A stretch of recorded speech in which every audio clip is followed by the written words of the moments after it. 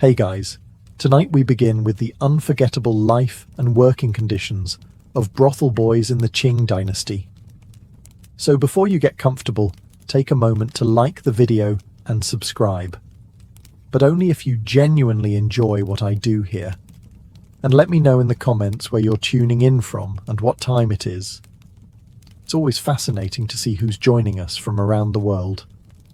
Now, dim the lights, maybe turn on a fan for that soft background hum, and let's ease into tonight's journey together. You're born somewhere between a pile of rice husks and a sigh. A back alley in Jiangnan probably, though no one bothered to write it down.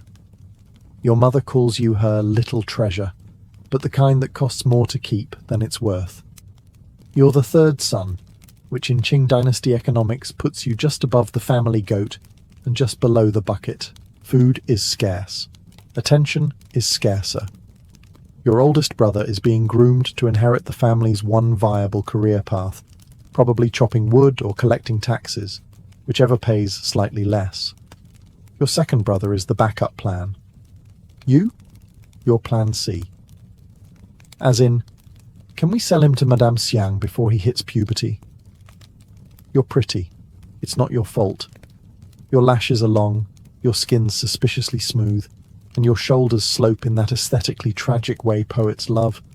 So when a silk-robed woman shows up to admire the neighborhood children, you're presented like a melon at market. She nods approvingly, hands your father a pouch of coins, not many, but more than you're likely to earn hauling turnips for a decade. And suddenly you're being told how lucky you are. You're going to the city. You'll be dressed in silk. You'll live in a refined establishment.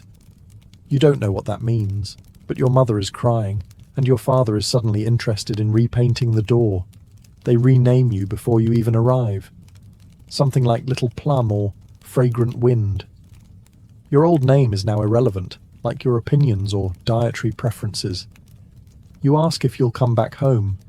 They say yes. They say it quickly. You're 9. You almost believe them. The journey to the brothel is long, quiet, and smells like mildew and regret. By the time the city gates open and you see your new home, a lacquered building with red lanterns and suspiciously happy music, you already understand something important. You've been sold. Not traded, not adopted, not apprenticed. Sold. Like a good pair of boots or a decent pig. And the worst part? You're about to learn how to smile about it. You arrive at the brothel with the optimism of a damp towel. The building is large, colourful, and smells like incense and overcompensation. A painted sign swings in the breeze above the door, announcing your new home in poetic characters that translate loosely to House of Blossoms and Gentlemen. You are neither blossom nor gentleman, but no one seems concerned. A maid, or maybe a prison guard with better posture, escorts you inside and begins the transformation. First, your clothes are taken. Not folded and set aside, but taken. You're handed something silkier, tighter, and suspiciously fragrant. You look like a dumpling wrapped in regret. Then comes the bath. Not a warm soak, but a full-body interrogation by boiling water, and a woman with a loofah like a cheese grater. She scrubs you like you owe her silver. Hair, washed. Skin, buffed. Nails, trimmed to perfection. Dignity, down the drain. Perfume is next. Not dabbed, not spritzed. Poured. You smell like a floral arrangement that lost a fight with a spice rack. Apparently, natural scent is not in the job description. You are now expected to carry the aroma of peach blossoms, powdered moonlight, and whatever masculine allure is when it's distilled into something that stings the eyes. After the external renovations, it's time for etiquette school. You're told to smile, but not too wide. Walk gracefully, but not like a dancer. Speak poetically, but not like a scholar. Nobody wants to be outwitted by their wine pourer. You learn how to kneel, pour tea, and look interested while someone recounts their government exam scores from 20 years ago. It's less education, more theatrical training for a life of exquisite pretending. One of the older boys, let's call him Whispering Bamboo because that's his actual work name, takes you aside and gives you the rundown. Flatter them. Feed them. Never correct their poetry. And if they want you to sing, for the love of the ancestors, don't sing louder than them. You nod. You want to ask if it gets better. He just stares for a long time and says, "You'll get used to it." Spoiler. You won't. You thought the worst was over when the loofah lady left. You were wrong. The brothel has a curriculum, and unlike school, truancy is not an option. Your new education begins the moment you can stand upright without dripping sandalwood oil. You're handed a fan, a script, and the knowledge that your entire future now depends on the convincing delivery of compliments to sweaty old men. Step 1. Posture. Apparently, you've been walking wrong your entire life. You're told to glide, not stomp. Float like a poem, the madam says. You try. You look more like a drunk goose. She sighs deeply and mutters something about peasants with ankles like oxen. Step 2. Voice. Yours is too loud, too flat, too honest. You're taught to speak in a pitch halfway between apology and seduction. You practice saying things like, "Esteemed guest, your presence is as radiant as the moon over Westlake," without laughing. It's hard. You nearly rupture your liver holding it in. Step 3. Poetry. Not writing it. Heavens no. Your job is to memorize and recite it as if it means something. You don't know what "jade fragrance dances with spring wind" even means, but you're told it makes old men feel nostalgic, which apparently helps loosen their wallets. Step 4. Music. You learn to pluck the peeper, though your instructor openly weeps every time you play. Not out of emotion, just pain. You also learn a bit of flute, because nothing says, "Please tip me," like a child playing a wind instrument with dead eyes. Step 5. Wine service. This is the most sacred of arts. You must pour without spilling, refill without asking, and always, always keep your wrist limp and graceful. You're told the proper wrist flick can earn a whole silver tael. You try. You splash wine on a customer's lap and nearly get reassigned to dishwashing. And then there's smiling. You're told it's your most valuable asset. Not too toothy, not too sly, just enough to say, "I find you deeply amusing. Please keep paying for my rice." You practice in the mirror. You frighten yourself. At the end of each day, your legs ache, your brain is full of Qing Dynasty metaphors, and your soul is clinging to a bamboo flute for dear life. But congratulations, you're officially in training. Whatever that means. You've spent weeks preparing for this. Training, posture, flute solos, poetry about moons and chrysanthemums. But none of it prepares you for them, the clients. They arrive like a parade of midlife crises and bad cologne. There's a lot of silk, not a lot of teeth. You expected elegance. What you get is a gaggle of civil servants, merchants with delusions of poetry, and one man who insists he once met the emperor's cousin. Twice. Madame Xiang, your ever-scheming boss and part-time demon in pearls, lines you up with the other boys for the evening showcase. You're expected to smile, fan in hand, and somehow look both innocent and mildly available. You resemble a hostage auditioning for a tea commercial. The first man points at you. "This one," he grunts, like he's ordering duck. You're taken to a private room decorated with faded wall scrolls and the scent of steamed dumplings. He sits. You kneel. He talks. You nod. He talks more. You nod again. It's like performance art, except with less meaning and more foot sweat. He quotes poetry. Badly. You're expected to act amazed. "Your beauty, like spring's first rain, drips into my heart," he recites, slurring the metaphor into something that sounds more like plumbing trouble. You murmur something vaguely admiring, pour his wine, and make a mental note to scream into a pillow later. The evening drags on. You refill his cup. You massage his ego. You pretend to laugh at a joke about tax ledgers. He touches your shoulder and calls you graceful. You pretend it's a compliment and not a warning sign. Eventually he leaves. Not because he's satisfied, but because he's out of silver. You bow politely as he stumbles out, then collapse into the nearest chair like a puppet whose strings have been cut. Whispering Bamboo pats you on the back. "Not bad for your first time," he says. "He only tried to touch your hair. Could have been worse." You blink. That was good. But no one asks what you think. You're now officially one of them. A brothel boy in the House of Blossoms. A performer in a theatre of illusions. A peach-scented ghost haunting other people's fantasies. And this was just the easy customer. You thought pouring tea would be the easy part. How hard could it be to tip a pot and not spill? Turns out, in a Qing Dynasty brothel, everything is performance. Even tea. Before the evening starts, you're briefed on the sacred ritual of the tea set. Each item has meaning. Each gesture is calibrated to charm, beguile, and subtly distract your guest from the fact that he's spending his savings on fermented leaves and forced compliments. You practice for hours, holding the teapot by the tail like a swan's neck, pouring in long, elegant streams without looking, and smiling. Always smiling, even when the steam scalds your wrist and you've made eye contact with your reflection in the cup and questioned all your life choices. The first real client tonight is a scholar. At least he says he's a scholar. He wears a lot of ink stains and quotes Confucius with the enthusiasm of a man hoping it makes up for his breath.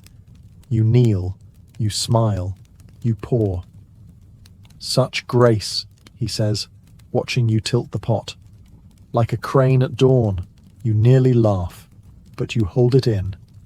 Because now it's time for flirtation, the most ambiguous battlefield in the brothel world. You're instructed to be playful but distant, warm but unattainable, and alluring yet innocent. In other words, a cat, but with better posture. So you begin. You compliment his poem, which references plum blossoms and loneliness. You tilt your head slightly, widen your eyes, a classic brothel trick. He looks at you like you've just validated his entire literary career. He giggles. You refill his cup. He leans in. You lean back, just enough to make it seem deliberate, not defensive. He sighs, sips, and begins to tell you about his youth, his dreams, and his complex relationship with his mother. You nod empathetically, while mentally counting tea leaves and wondering if your peeper string is still broken. By the end of the evening, he leaves lighter in wallet and heavier in self-worth. You've smiled so long your cheeks hurt. But congratulations, you've successfully executed a flawless round of strategic tea seduction.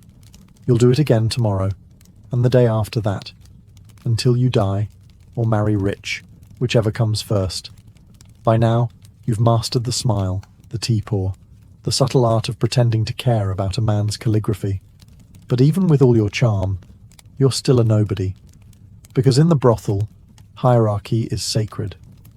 And you're currently positioned just slightly above the chamber potboy and slightly below the cat. At the top is Madame Xiang, supreme ruler of the House of Blossoms. She doesn't walk, she floats, trailing perfume and judgment. Her word is law. Her fan is sharper than most daggers. If she taps it twice, someone's career ends. If she taps it thrice, someone disappears entirely. Then there's Whispering Bamboo, the senior boy. He's been here since the Kangxi Emperor still had black hair. Elegant, sly, and dangerously good with a flute, he can make men cry with a poem or open their coin purses with a wink. He says things like, "We are instruments of fantasy, darling," and makes it sound profound. He has his own room, his own clientele, and, most enviably, he no longer has to pour tea for drunk butchers from Shandong. Beneath him are the established boys, each with their own specialties. Night Lotus does erotic riddles. Jade Cricket sings falsetto opera. Red Peony has an actual fan club of retired generals. They have territories, preferred clients, and corner seats at mealtime. They also have egos the size of palace roofs. You're a new blossom. Translation: cheap, replaceable, and mostly here to look pretty while being told what to do by boys wearing more makeup than you. You sleep in a shared room with 5 others, bathe last, and get the leftovers from the dumpling tray. If you're lucky, you might get assigned to pour wine for one of the lesser merchants, the ones who tip in compliments and coughs. Of course, below you are the runners and scrubbers, boys who haven't yet proven they can string 3 flirty sentences together. They fetch towels, heat water, and get blamed for everything from broken teacups to awkward silences. The hierarchy is strict, and any attempt to jump it is punished. Whisper too loudly about Madame Xiang's wig glue. You're scrubbing chamber pots. Accidentally outperform a senior boy. Congratulations, you now serve his tea. In this world, survival isn't about beauty. It's about knowing your place, staying in your lane, and pretending you love it there. You used to think glamour meant silk robes, perfumed hair, and dreamy looks over lantern light. A magical life, right? Wrong. Turns out glamour is expensive, not just in money, though you're not seeing much of that either, but in time, dignity, and alarming quantities of goose fat. Your morning routine starts before sunrise, before roosters, before your soul is even awake. You stumble to the bathing room, where cold water awaits like an ambush. Hot water is for clients. You, meanwhile, get the luxury of shivering while washing off the faint smell of yesterday's powdered humiliation. Then comes makeup, a process that requires 2 mirrors, 3 arguments, and a steady hand. Your face must be painted to perfection. Porcelain skin, blood-red lips, eyebrows shaped like willow leaves and disappointment. A single smudge, and Madame Xiang will appear from the shadows like an angry ghost. Your hair, a battlefield of pins, wax, and hairpieces. It's sculpted into a shape that defies physics and occasionally balance. You can't lie down properly, can't scratch your scalp, and birds now regard your head as potential nesting real estate. Then there's wardrobe. Silk robes so delicate they tear if you breathe wrong. Decorative sashes that cut off circulation. Slippers made for someone with half your foot size and none of your daily mileage. All of it looks glorious under the lanterns, until you realize it takes 3 people to help you go to the toilet. Of course, you're expected to maintain this look for hours. You can't sweat, sneeze, or frown too hard. You are a painting, a fantasy, a fragile illusion made of rice powder and lies. Meanwhile, the clients assume you just wake up like this. They sip tea, compliment your skin, and ask if you're naturally graceful. You want to tell them it's the 3rd corset layer keeping you upright, but instead you giggle and pour more tea. At night, you finally peel off the layers, wipe off the lacquered face, and stare into the mirror. You look young, tired, real. For a moment, you remember your actual self, the boy behind the silk and the smile. And then you go to bed, knowing tomorrow you'll do it all again. Because beauty isn't effortless. It's just heavily curated suffering. By now, you've learned that the brothel is not just a place of business. It's a theatre, a battleground, a fashion show, and occasionally, a soup kitchen for emotionally needy officials.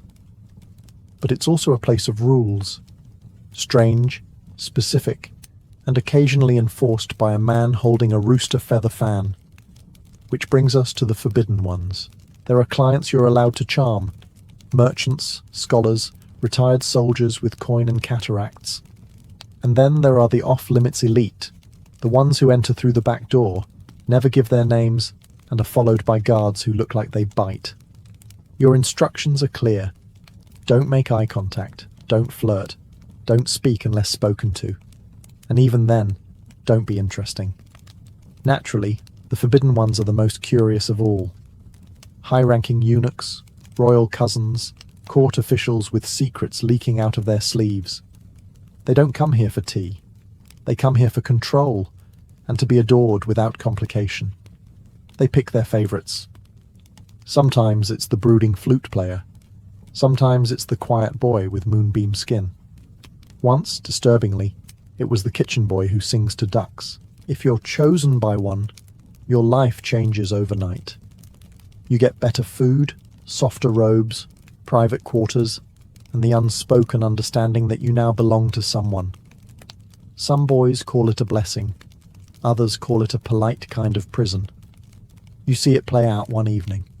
A forbidden one, let's call him Minister Black Robe, chooses whispering bamboo. One day, he's sipping plum wine and reciting poems. The next, he's gone. No farewell, no trace. Just a single lotus left on his pillow, like something out of a tragic opera. The house goes silent for a week. You learn two things. 1, everyone is replaceable. 2, the forbidden ones don't like goodbyes. Occasionally, rumours swirl about a boy who escaped, one who ran off with a noblewoman, or faked death with pig's blood, or joined a Buddhist temple disguised as a mute. Every version ends with, and they were never seen again, which in this place may actually count as a happy ending. So you keep your eyes down. You smile just enough. You stay forgettable, because being too visible here can make you disappear, and not in a poetic way. You've served the tea. You've giggled at bad poetry. You've somehow survived a week wearing silk socks in monsoon humidity. But tonight, the curtain sways. It's the soft signal that the performance has entered its next act. The private one. The one with fewer props, no audience, and very different expectations. You step behind it, not because you want to, but because saying no would be impolite and potentially career-ending. The room is warm, too warm. Scented oils float in the air like lies. A client reclines on the silk-covered couch, smiling with all the subtlety of a cat near a birdcage. What happens behind the curtain is never officially discussed. It's not written in the brothel rules. It's whispered about in the laundry room, half in gossip, half in cautionary tale. Here you are no longer a performer. You are a fantasy, more mirror than man. The client doesn't want you. He wants the version of you that sighs on cue, laughs in 3 tones, and finds his joke about duck intestines absolutely thrilling. Sometimes you simply talk. Sometimes you sing. Sometimes you hold a hand and say you understand things you absolutely do not understand. But sometimes it's more, and when it's more, there's a performance to uphold. The graceful removal of robes, the practiced gasp, the delicate balancing act between seduction and self-preservation. You are an artist, a diplomat, and a trained acrobat of emotional labour. Your thoughts drift elsewhere, to home, to lunch, to the sound of rain on tile rooftops, anything that makes the moment feel less sticky. Some clients are kind. They ask how you are. They hold you like porcelain and leave coins without groping for discounts. Others treat you like part of the furniture, something soft, silent, and easy to replace. But no matter what happens, when the curtain opens again, you must emerge smiling, composed, presentable, as if nothing just happened that might have chipped away at your soul. The other boys look at you, nod subtly. They know. They've been there. They'll be there again. You fix your robe, powder your face, step back into the light, because out here, it's all about illusion. And the curtain? That's just there to keep reality conveniently out of sight. You live in one of the busiest brothels in the pleasure quarters of Qing Dynasty China, and yet Your favorite activity is imagining you live literally anywhere else. It's not just you. Every brothel boy has a secret life. Not in reality, of course. Reality involves blisters, incense headaches, and pretending to be excited about drunk tax collectors. But in your head, you are free, wealthy, stunningly talented, and probably married to someone with a forehead that doesn't sweat during tea. Your escape begins when you close your eyes between clients. You imagine sailing down the Yangtze, playing the guqin under moonlight, or owning a tea house where the only drama is a spilled cup and not, say, a crying mandarin in your lap.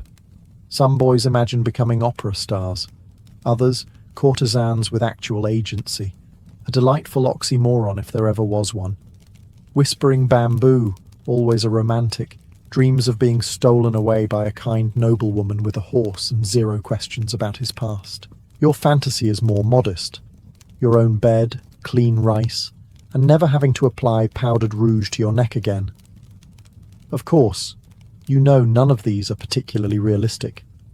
That's why they're called fantasies and not exit strategies.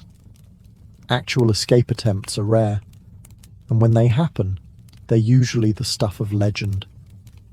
One boy faked a seizure mid-dance, leapt out the window, and swam through a koi pond before being caught by Madame Xiang holding a soup ladle like a weapon.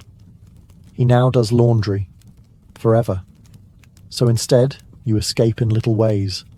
A nap in the storage room, a joke whispered behind a fan, a song hummed under your breath that reminds you of a simpler time, when you thought street food was a luxury and not your only dinner option. In a place where everything is performance, fantasy becomes the only thing that's truly yours, and so you treasure it. You polish it in your mind like jade. You hold it close when the curtain falls, the client leaves, and you're just a tired boy in a painted face, too young to carry this much longing. Maybe one day, fantasy becomes memory. But until then, you dream, because that costs nothing. Yet, you've grown used to the flickering lanterns, the clinking cups, the rustle of silk, and the quiet tragedy of someone weeping in the bathhouse over a lost hairpin. It's just another Tuesday. But then the outsiders arrive. Not clients, those you can handle. These are different. Curious people. People who walk like the world belongs to them. Scholars, travellers, missionaries, men and women who peer into your world with that wide-eyed expression of someone reading a scandalous chapter from a book they pretend they don't own. Some come to observe, sketching everything from the furniture to your eyelashes in little notebooks. They marvel at your posture, your painted lips, the way you pour tea like it's a sacred rite, instead of something you learn to avoid wrist cramps. "Oh, how elegant," they whisper. "So mysterious, so delicate, as if you're a butterfly pinned to a board, instead of a person whose shoes don't fit and who hasn't had a private cry in over a month." Some come to save you, offering prayers, pamphlets, and unsolicited opinions. They call your life immoral, as if that word can wrap around every nuance of power, poverty, and obligation, like a neat little moral dumpling. But the worst are the ones who romanticize you. They see poetry in your suffering, art in your exhaustion.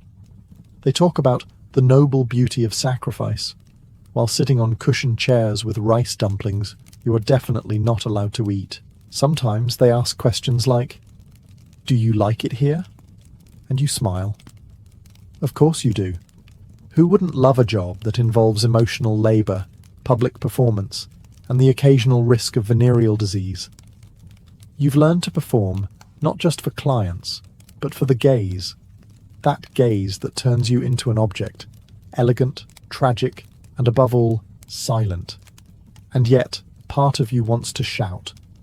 To say, "I'm not a character in your travel diary. I'm not a footnote in your thesis. I'm not your fantasy. I'm me." But you don't say it. You bow. You smile. You go back to your duties. Because in this place, survival depends on knowing which parts of yourself to hide. and which parts to sell. Every so often, a boy simply vanishes. No dramatic exits, no farewell poems. One night he's applying rice powder beside you, complaining about a client's garlic breath, and the next morning, his mat is empty, his comb is missing, and the only trace left is a faint scent of plum oil. Naturally, the official explanation is always the same. He was sent to another house, which sounds wonderfully professional, like a promotion or a transfer, except no one ever sees or hears from him again. You learn not to ask too many questions. At first, it's alarming.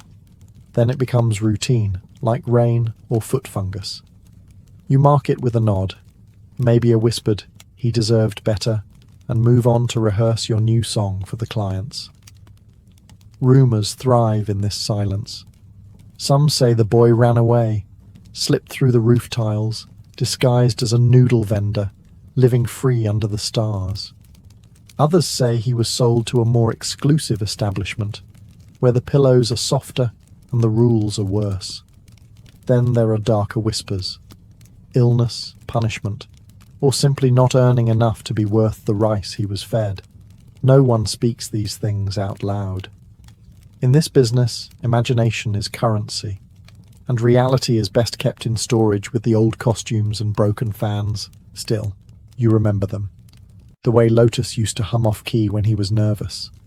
How Little Deer always braided his own hair because he didn't trust anyone else's fingers. How you once shared a stolen dumpling with Plum Blossom behind the courtyard wall and pretended it was a banquet. Now they are names you don't dare say aloud. You carry them quietly, like hidden bruises. Reminders that this life has rules, and one of them is that not everyone finishes the act. You begin to rehearse your own disappearance, just in case. A mental map of the alleyways, a coin hidden in a shoe, an imagined version of yourself who gets out and grows old and forgets what it felt like to sleep beneath a silk canopy with your heart clenched like a fist.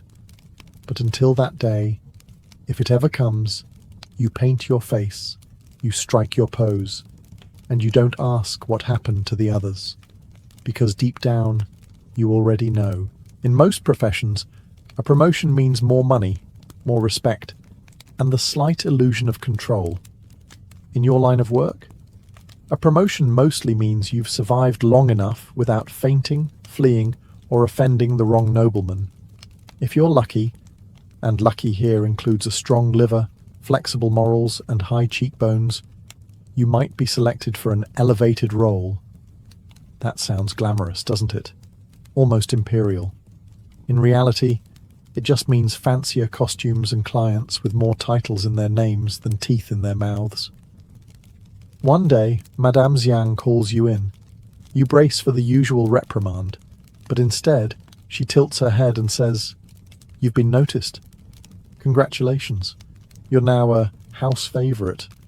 That means you'll get the juiciest clients, not necessarily the best, just the ones who pay enough to justify your impending back problems. You're given a new robe, thicker makeup, and a new set of instructions that are somehow even more specific than before. Don't slouch. Speak slower. Lower your eyes, but not too much. And absolutely do not correct the client's calligraphy mid-seduction. Apparently, that's off-putting. Promotion also comes with more backstage politics. The lower-ranked boys now eye you like a crane watching a frog. Your fans go missing. Your tea is mysteriously saltier. Lotus mutters under his breath that beauty fades but pettiness is forever. Still, there are perks. Your bedding is replaced. You get an extra dumpling on festival days. And once, a visiting official gave you a turtle in a jade bowl and called it a symbol of longevity. You're still not sure if he meant for you or the turtle. But with status comes pressure. You're expected to be perfect, graceful, clever, always just shy of rebellion. You are the brothel's advertisement, its crown jewel, its heavily powdered product, and one misstep, one insulted general, one poorly timed yawn, and it's back to cleaning chamber pots with your sleeve. So you smile, You sing, you serve, you nod sagely at nonsense and pretend not to notice the ink stain on your sleeve from where you scribbled poems between visits. Promotion, it turns out, is just a higher shelf in the same cabinet. But hey, at least the dumplings are warmer. In the brothel, time isn't measured in years. It's measured in how long your face holds up under candlelight and rice powder. And let's just say the candles are brutal. You're not old. You're maybe 20-something, if anyone were actually keeping count. But in brothel years, you're pushing retirement. Your joints make suspicious noises.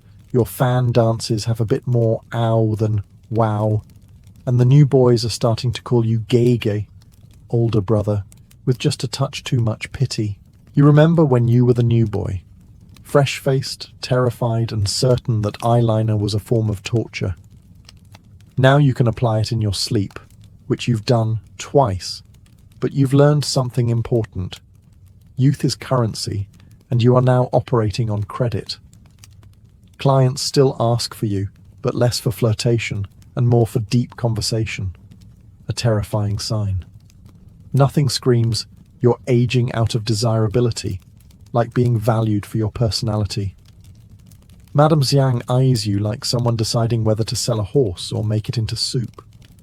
You overhear whispers about transitioning to tutor work. Code for training the next crop of terrified teenagers. Fantastic. Nothing like watching your replacements arrive, shinier and more enthusiastic, with knees that don't audibly click. You start noticing things. The crow's feet that weren't there before. The way your robe fits a little looser in the wrong places. The fact that you now require actual tea to stay awake instead of just theatrical tea sipping. And still, you keep up the act. You flirt, you sing, you say things like, "You remind me of a poem," while trying not to wince when your back spasms mid-bow. Because aging in a brothel is like being a fading wall scroll, once admired, now mostly dusted around. Of course, there are legends of boys who age out gracefully, who marry rich clients, open their own tea houses, or vanish into myth like smoke through the rafters. But you suspect they're just that. Legends. Probably made up by Madame Xiang to keep you moisturized and hopeful. So you do what you must. You reapply the powder. You rehearse the lines. You laugh at jokes you've heard 1,000 times. And you hope that when your curtain finally falls, you'll still remember who you were beneath the paint. You've heard the word tossed around a lot. Freedom. Whispers between curtains. Drunken promises from clients. The occasional poem someone scrawls on a napkin before burning it in the lantern light. But what is it really? In the brothel, freedom is a concept sold with the same enthusiasm as scented soap. It's out there, somewhere, but always one tip, one favor, or one miracle away. Madame Xiang sometimes dangles it like a carrot on a string. "Serve well, and you may retire early," she'll say, as if retiring from this place didn't just mean you disappear one day and no one asks questions. Some say freedom is getting bought, as if becoming the private pet of a wealthy merchant is somehow liberation. Yes, you'd get a larger room and fancier silk, but you'd still be someone's ornament, just dusted more often. Others dream of escape, slipping out during festival chaos, hiding in a hay cart, reinventing yourself as a monk, a traveling musician, or something even more delusional, like a normal person. But you've seen what happens to those who try. Caught, dragged back, their punishment quiet and private, but loud enough to echo in the bones of everyone else. You once asked an older boy, one who'd been there since before you could hold a teacup without trembling, what freedom meant to him. He just laughed and said, "It's when you can choose who touches you." Then he went back to trimming his lashes. Now, as you apply your paint and rehearse your smile for another round of gentle company, you begin to wonder, maybe freedom isn't a door that opens. Maybe it's a corner of your mind they haven't reached. A hidden place where your name still exists, untouched by rouge and rumour. Maybe it's writing poems in code. Maybe it's knowing that the client misquoted Confucius and not correcting him because you know better. Maybe it's finishing your dance even when your ankle's twisted because you decided you would. Tiny acts of rebellion dressed in silk and submission. So no, you're not free, not yet. But inside, where no lantern can reach, you're still yours. And in this place, that's a revolution. In the world of ancient Rome, clothing was never just about fabric stitched together. It was identity, reputation, and public status draped across the body for all to see. For women, no garment carried more weight than the stola. This long, pleated dress was the defining costume of the respectable Roman matron, so much so that its absence could speak louder than its presence. If you were seen without one, society already had a story to tell about you, and it wasn't a flattering one. The stola itself was deceptively simple. A floor-length garment, sleeveless or with short sleeves, often secured at the shoulders and tied with one or more belts around the waist. But like all Roman fashion, simplicity concealed layers of meaning. The cut created an image of modesty, covering the body while still allowing elegance. It was designed to move gracefully, to glide with the wearer rather than cling. To Roman eyes, this restraint reflected a woman's virtue, her modesty, chastity, and loyalty to her household. Wearing the stola said, "I belong to a family, to a husband, to Rome's social order." Material mattered just as much as form. A wealthy senator's wife might wear a stola of imported silk or linen, light as air and dyed in colours that screamed expense. These dyes, Tyrian purple, saffron yellow, deep emerald, were luxuries in themselves. A middle-class woman, by contrast, might wear one of wool, simple and unadorned, echoing the old Roman ideal of modest living. Thus, the stola spoke two languages at once. It declared both respectability and rank. But not every woman had the right to wear it. Slaves, prostitutes, and women of ill repute were excluded. Widows often abandoned it, signalling the loss of their marital bond. Even divorced women might be pressured to put it away.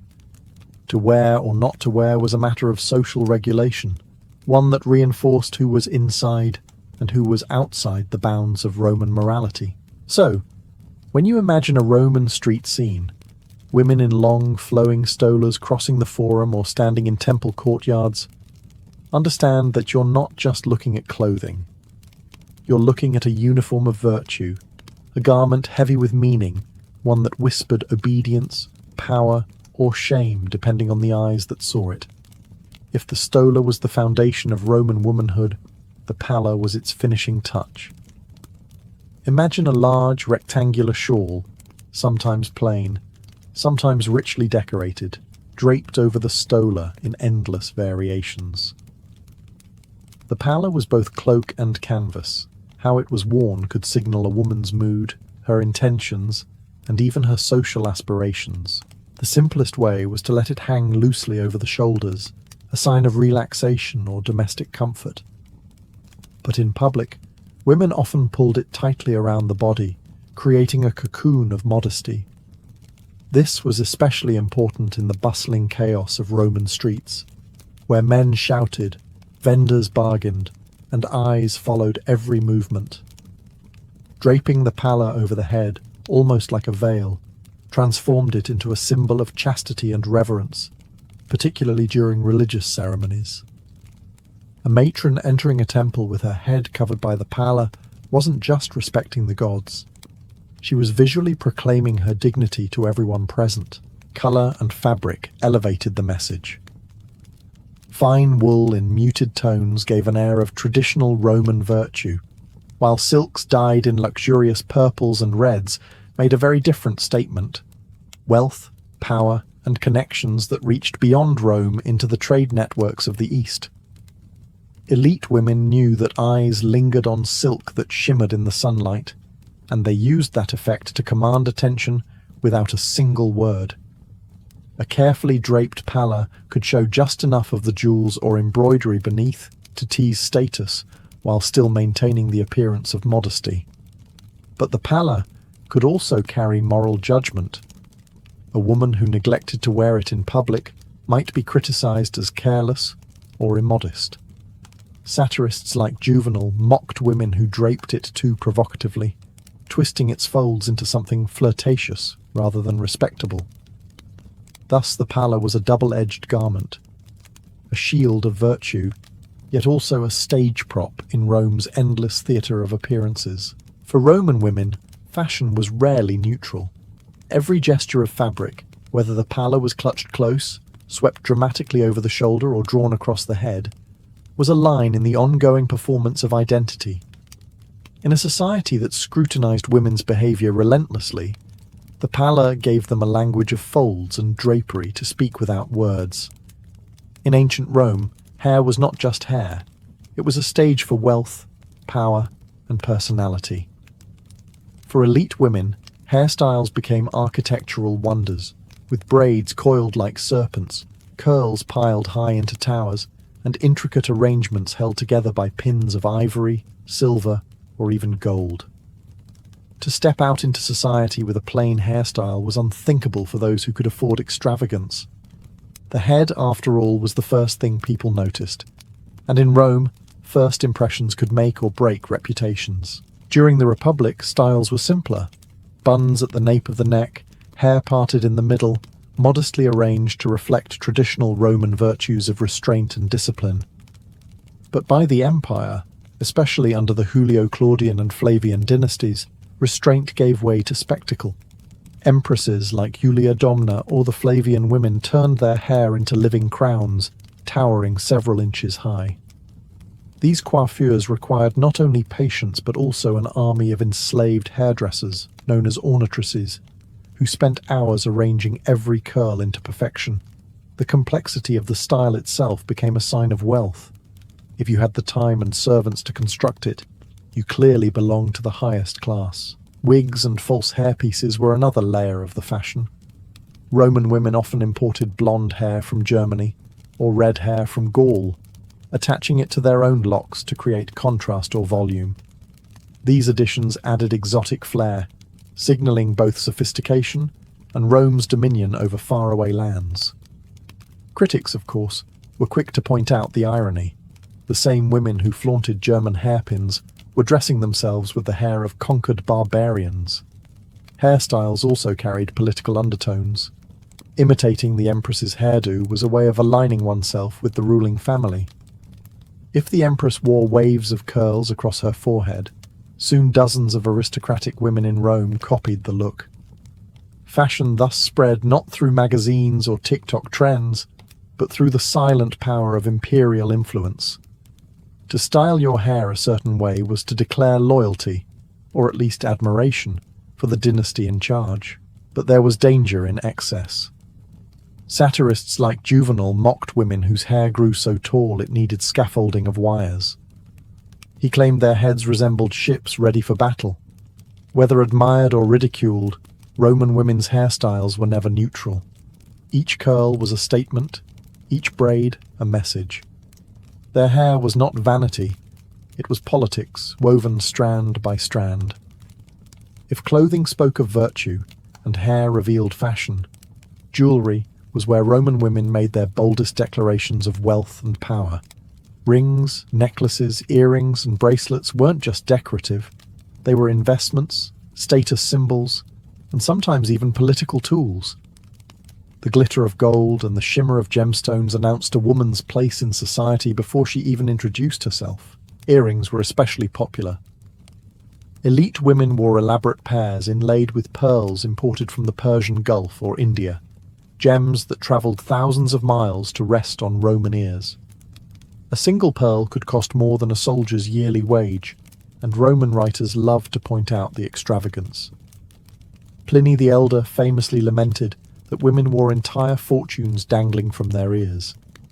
To him, it was wasteful excess. To Roman matrons, it was a visible guarantee of their household's prosperity.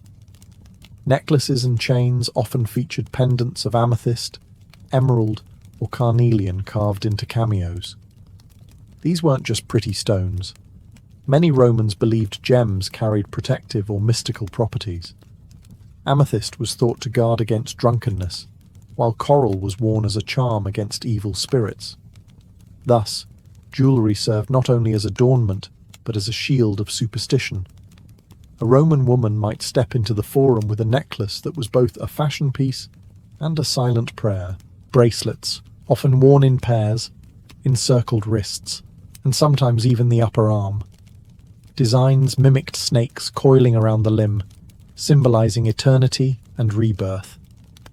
Rings were another favorite, often large and flashy, displaying gems engraved with family symbols, deities, or protective motifs. Though Roman law limited men to wearing one ring for citizenship, women were free to pile them on, and many did so with pride.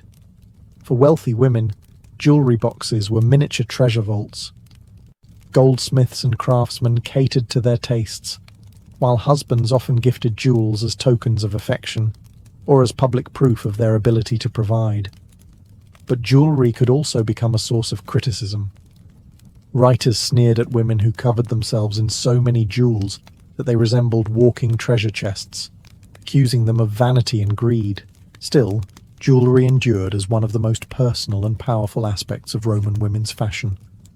Unlike the stola or palla, which were governed by social rules, jewellery was more flexible. It allowed women to showcase individuality, to blend luxury with superstition, and to wear their wealth literally on their skin. If clothing and jewellery framed the Roman woman's outward identity, cosmetics and perfumes added the finishing brushstrokes. To the modern eye, Roman beauty practices might seem indulgent, but in antiquity, they were serious business.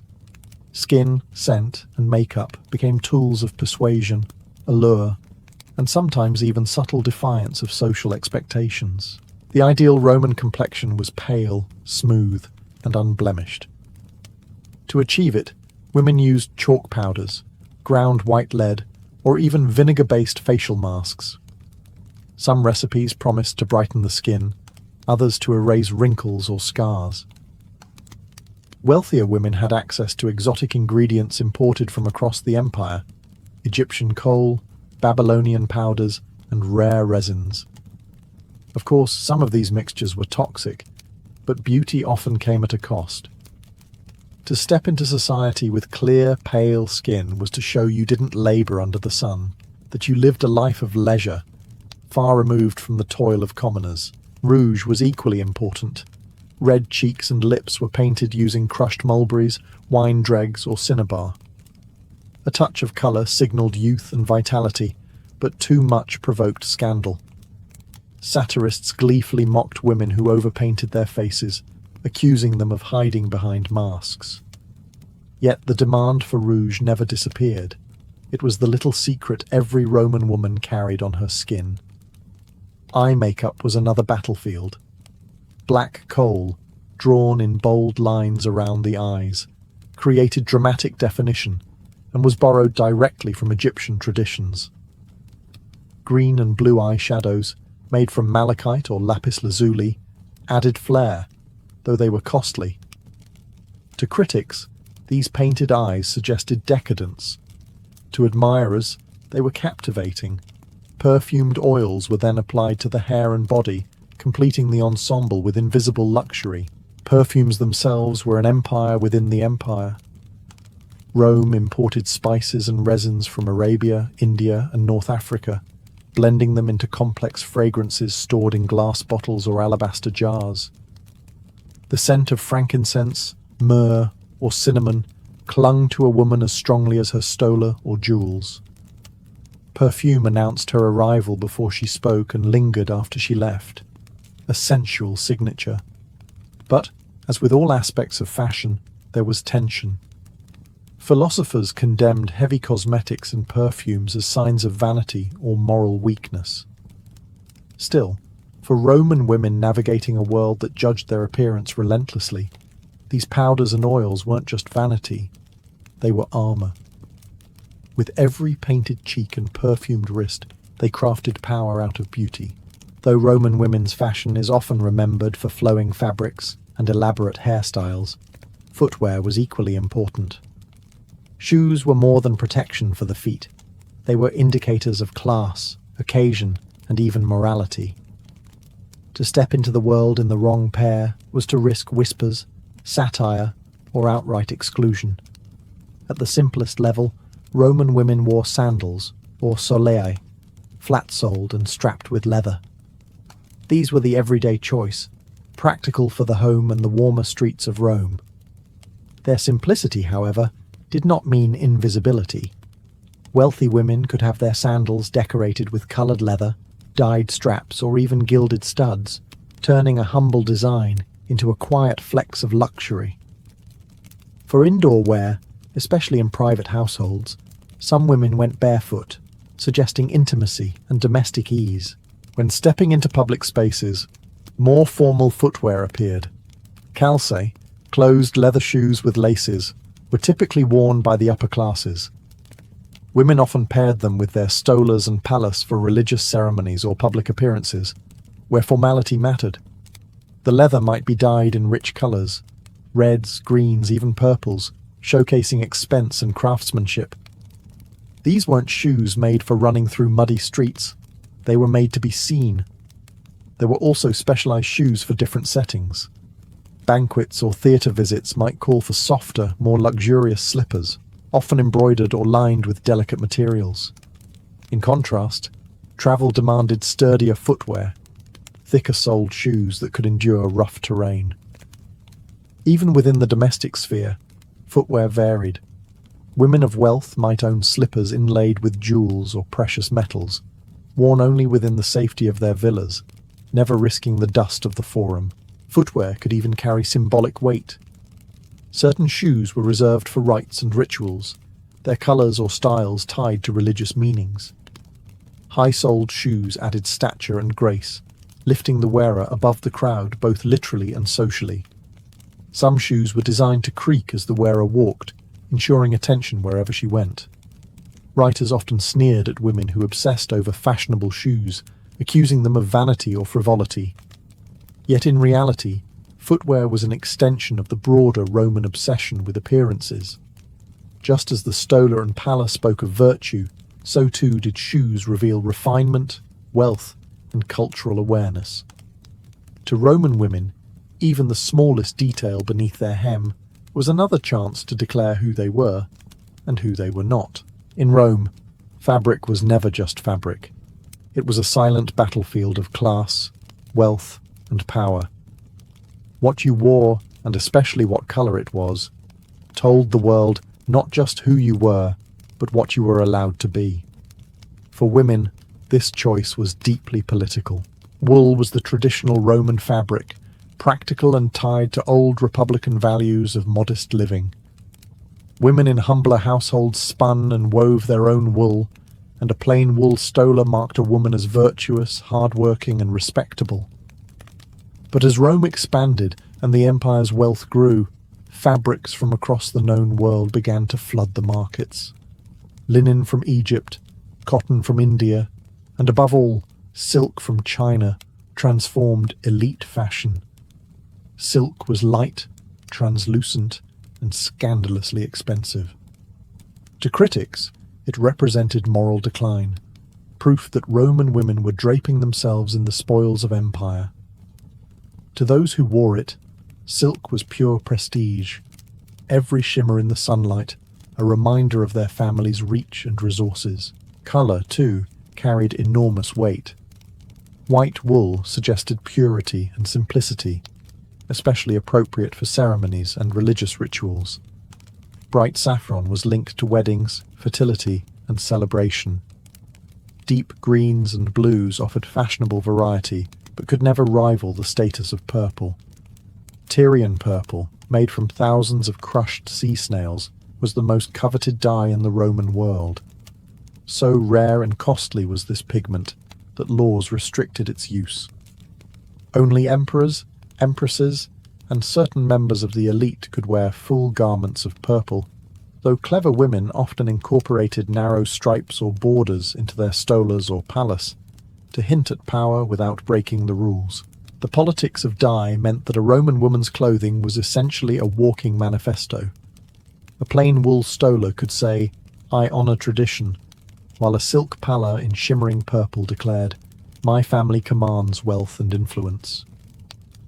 The tension between these choices reflected the constant tug-of-war in Roman society between old republican ideals and imperial extravagance. Satirists like Juvenal ridiculed women who draped themselves in fabrics finer than spider webs, mocking their husbands for bankrupting themselves on foreign luxuries. Yet fashion was impossible to restrain. As long as Rome remained an empire of conquest and trade, its women would continue to wrap themselves in the colours of the world, and in doing so, make themselves living emblems of Rome's reach. In Rome, a woman's clothing was more than personal taste. It was a script she was forced to perform every day. Fashion revealed class as clearly as titles or wealth, and stepping outside those boundaries risked criticism or scandal. To dress was to declare who you were, and everyone was watching. For the elite, fashion was a stage of opulence. Senatorial and equestrian families draped their women in fine fabrics, jeweled accessories, and elaborate hairstyles that required teams of servants to maintain. A senator's wife strolling through the forum in a silk stola with a purple border sent a clear message. This was a household of wealth and influence. The very impracticality of her clothing, delicate fabrics, towering hairstyles, jewelry heavy enough to strain the neck, showed that she never had to work, that her life was far removed from the sweat of the marketplace or the fields. For the middling classes, fashion played a subtler role. Wives of merchants, artisans, or military officers might not afford silk or precious stones, but they could still signal respectability with wool stolas, modest palace, and carefully kept hairstyles. Here, clothing was less about dazzling displays and more about upholding honor. A woman's neat, restrained appearance reflected well on her household, telling neighbors that her family valued discipline and stability. At the lowest level of society, fashion was stripped to its basics. Enslaved women wore tunics. Simple, practical garments meant for labor, not beauty. Their hair was often cropped short or tied back, with little opportunity for adornment. Prostitutes, by law, were barred from wearing the stola, marking them instantly as outside the circle of respectable womanhood. Their clothing was deliberately provocative, designed to set them apart. Thus, garments did not merely express status, they enforced it. The Roman system of fashion also reinforced hierarchy in subtler ways.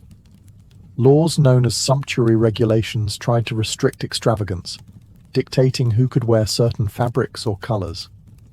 Though often ignored by the wealthy, these laws underscored the point. Fashion was not freedom, it was a regulated performance of social class. For Roman women, then, every garment was loaded with meaning. Clothing told the story of her household, her husband's rank, her family's wealth, or lack of it. Whether she wanted to or not, her fashion choices bound her to the system of class, turning her body into a billboard for Rome's social order. For Roman women, fashion was never just personal, it was political theatre woven in silk, wool, and gold. Every stola, every palla, every curl of hair was read as a sign of loyalty, morality, or ambition. In a society where women were excluded from formal politics, clothing became their language of influence, a way to maneuver within the rigid structures of Rome. Empresses set the tone. When Livia, wife of Augustus, appeared in simple white garments and understated jewelry, she was projecting the ideal of the modest, traditional matron, a perfect complement to Augustus's political image of restoring Roman virtue after years of civil war. Later, empresses like Julia Domna, with her iconic halo of curls, made hair itself a political statement, replicated across the empire by women who sought to align themselves with the imperial household. By copying an empress's style, elite women visually declared loyalty to the dynasty, turning fashion into propaganda. Public appearances made clothing even more significant. At religious festivals, women veiled their heads with the palla to signal reverence. At banquets, they wore brighter colours and displayed jewels to reflect their family's prosperity. Fashion operated as a sliding scale of messages, piety in one setting, luxury in another, all while maintaining the careful balance of modesty expected of a Roman woman. Too plain, and she risked appearing neglectful. Too extravagant, and she became a target for satire and moral outrage. Writers and politicians understood this power. Satirists like Juvenal ridiculed women whose fashion seemed to undermine traditional values, accusing them of corruption or greed. Meanwhile, moralists argued that excessive silks and jewels were signs of Rome's decline, blaming women for embracing foreign luxuries. Yet this criticism only proved how much weight fashion carried. Women's clothing became a convenient canvas for broader anxieties about empire, wealth, and morality. Cultural exchange also shaped Roman fashion. Contact with Egypt, Greece, and the Near East introduced new fabrics, dyes, and styles. By wearing them, Roman women both embraced and displayed Rome's global reach. A silk palla wasn't just beautiful. It was a reminder that Rome ruled trade routes stretching to India and beyond. Thus, Roman women's fashion was far more than vanity. It was a coded language of loyalty, a performance of virtue, a display of wealth, and a reflection of empire. In the folds of their stolas and the glitter of their jewels, women broadcasted messages about power and identity in a world where they could not speak in the Senate, but could still command attention in the forum. The tale of the 47 Ronin begins not on a battlefield, but in the polished corridors of Edo Castle, the heart of Tokugawa power. It was here, in 1701, that Lord Asano Naganori of Akko, a young daimyo entrusted with an important ceremonial duty, crossed paths with Kira Yoshinaka, a shogunate official responsible for instructing him in matters of court etiquette. On paper, their meeting should have been one of guidance and respect. In practice, it became the spark that would ignite one of Japan's most enduring legends. Kira was known for arrogance. He expected rich bribes and extravagant gifts from those he tutored, and when he felt slighted, his temper could be merciless. Asano, by contrast, was a man of upright character, not inclined to fawning gestures or wasteful spending. From the moment they interacted, Kira treated him with disdain, belittling his lack of lavish offerings, mocking his inexperience, and humiliating him in front of others. For a samurai, such insults were not mere words. They were wounds to honor, cuts deeper than steel. The tension simmered until the morning of April 21st, 1701. Asano, pushed beyond endurance by Kira's taunts, reached his breaking point. In the sacred precincts of Edo Castle, where violence was strictly forbidden, he drew his short sword and lunged at his tormentor. The strike wounded Kira, leaving blood but not death. Guards rushed to restrain Asano, horrified that the shogun's palace had been stained with violence. The consequences were immediate and severe. To draw a blade within the castle was an act of unforgivable defiance, no matter the provocation. The shogunate acted swiftly. Lord Asano was sentenced to commit seppuku, the ritual suicide of a samurai. That very evening, in his Edo residence, he performed the grim duty with composure, leaving behind no heirs and no future for his house. His lands were confiscated, his clan dissolved. With a single stroke of his blade, Asano had sealed his fate, but he had also planted a seed in the hearts of his retainers. For the men of Akko, watching their lord die dishonored while his tormentor lived unpunished was unbearable. They were now masterless samurai, Ronin. And though the law demanded their obedience to the shogun's judgment, their souls burned with another code, the unyielding loyalty of the samurai to avenge their fallen master. With Lord Asano's seppuku carried out and his domain confiscated, the men of Akko found themselves adrift. Overnight, loyal retainers became Ronin, masterless samurai without rank, salary, or purpose. For men raised in a world where loyalty to one's lord was the foundation of life, It was a humiliation as bitter as the loss itself. Many clans in similar circumstances had scattered, seeking new masters. But the men of Akko were different. Their chief retainer, Oishi Kuranosuke, stood at the center of their grief.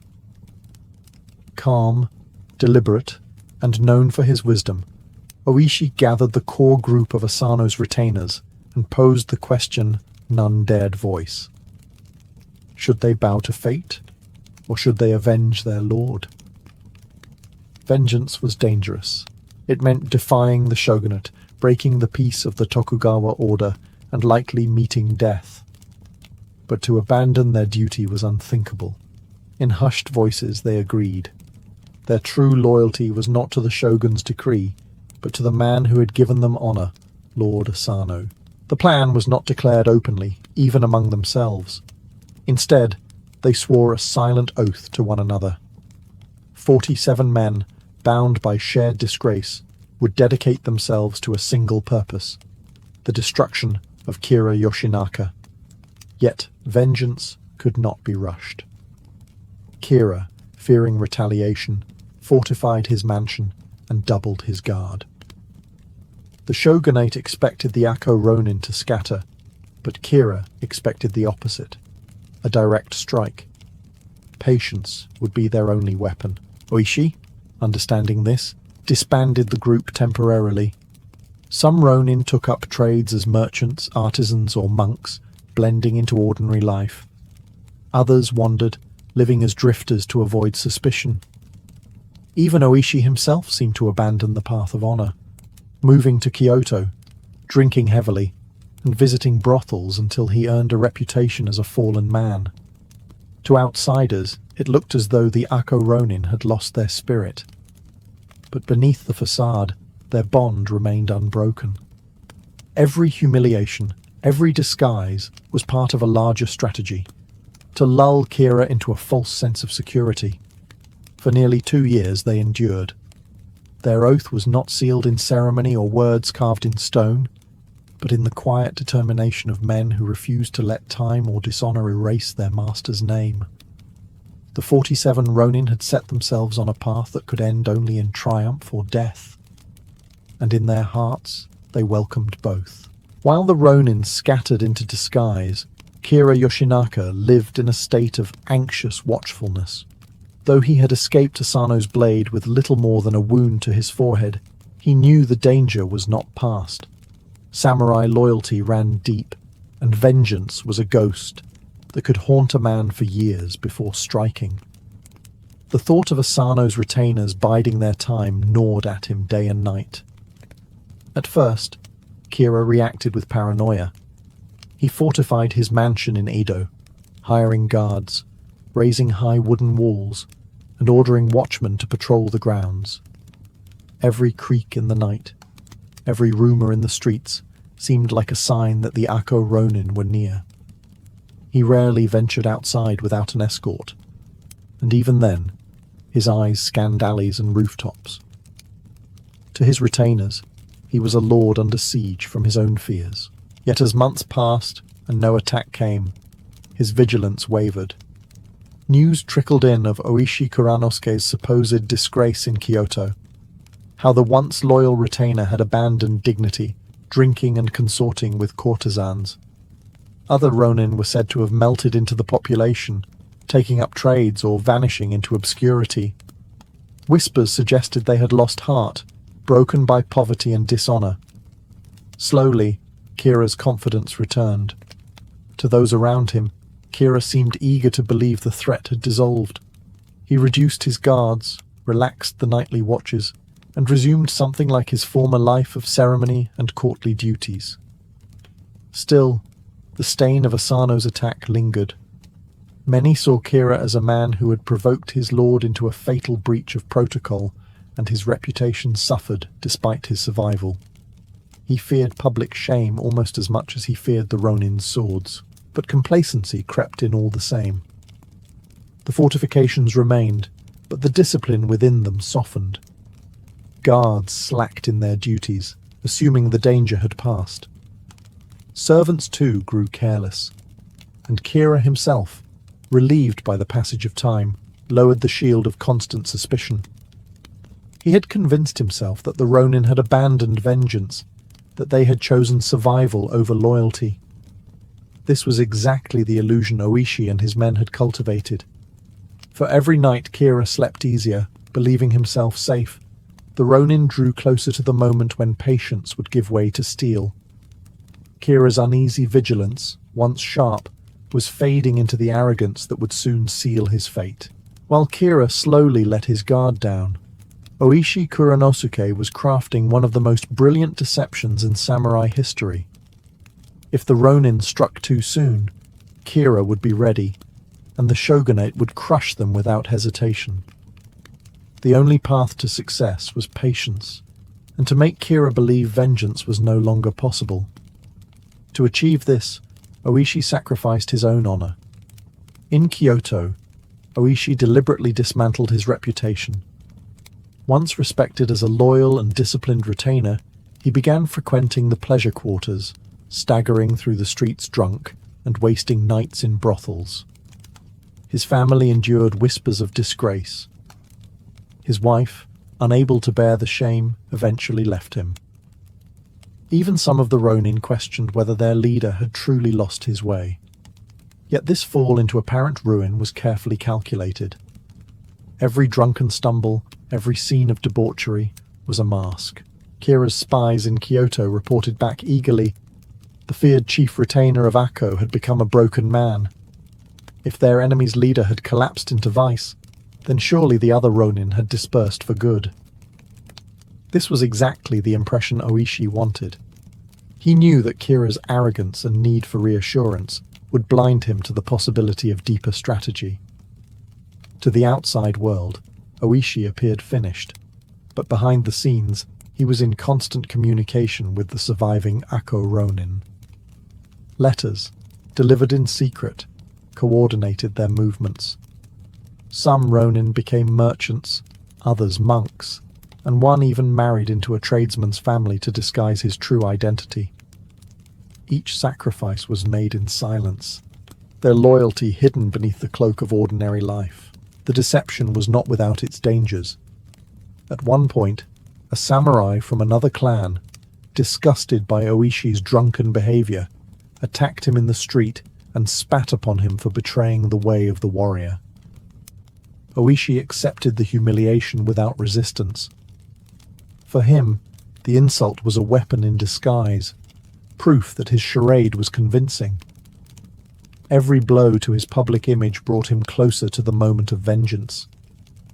By the time nearly 2 years had passed, Kira's confidence had fully returned.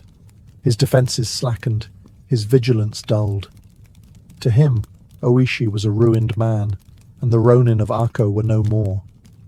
But beneath the mask of disgrace, 47 blades still gleamed in the shadows, waiting for the night when patience would end and justice would begin. By late 1702, almost 2 years after Asano's death, the Ronin's long deception had run its course. Kira was comfortable again, his mansion less guarded, his vigilance dulled. The time for patience was ending. Quietly, Oishi began to call his scattered comrades back into the fold. One by one, from Kyoto, Edo, and the provinces, the men of Akko returned to their hidden brotherhood. The gathering was not done openly. Each Ronin had lived a double life: merchants tending shops, monks chanting sutras, farmers working the soil. To abandon these disguises at once would have raised suspicion. Instead, they slipped away under false pretenses, converging on Edo like shadows. In rented houses on the city's outskirts, they reunited. What must it have felt like, after 2 years of secrecy and humiliation, to clasp the hands of comrades once more? They were no longer broken men. They were a living army of loyalty. At the center of their strategy was Oishi. He revealed to them that their disguises had succeeded. Kira believed them finished, his guard reduced. The time for vengeance had come. Yet he also reminded them that this mission was not glory, it was death. Attacking Kira was defiance of the shogunate, and the outcome was inevitable. None would live long after the deed. Still, each man swore again to the path of loyalty. Their oaths were not spoken lightly. They were binding promises to die with honor. They planned meticulously. The Ronin studied Kira's mansion, its walls, its gates, the routines of its guards. They even built a scale model of the estate to rehearse their attack. Each man was assigned a role, some to storm the gates, others to scale the walls, others to secure the inner chambers. Their weapons were polished, their armor prepared. Yet they kept their appearance modest, avoiding anything that might betray their purpose. One remarkable detail was their commitment to discipline. Despite the hunger and hardship of years without a lord, they forbade looting or personal gain.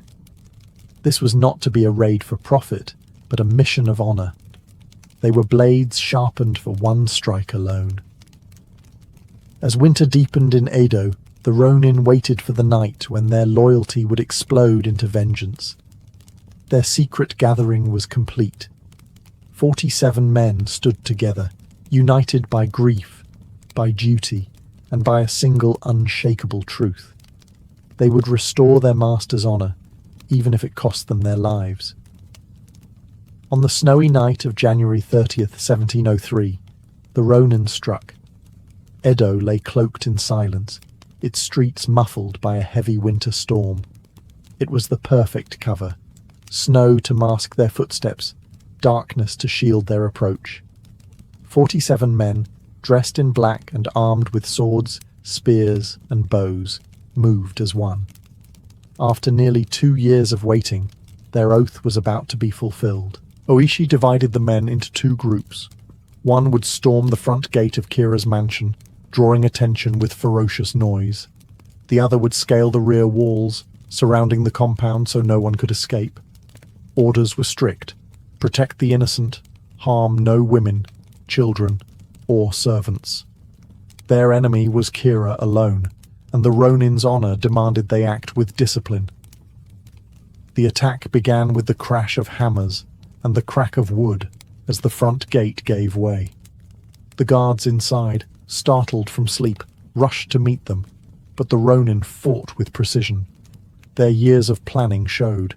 Each man knew his place, his role, his target.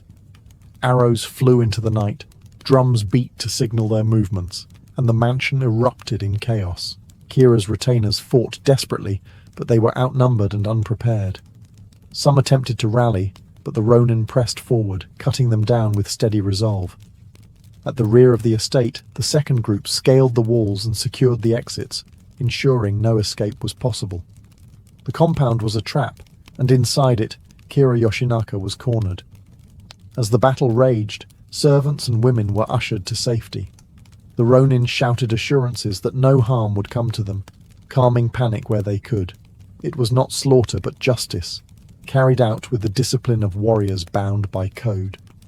Still, the fighting was fierce.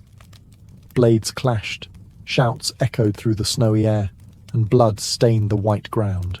At last, the Ronin reached the inner chambers, but Kira was nowhere to be found.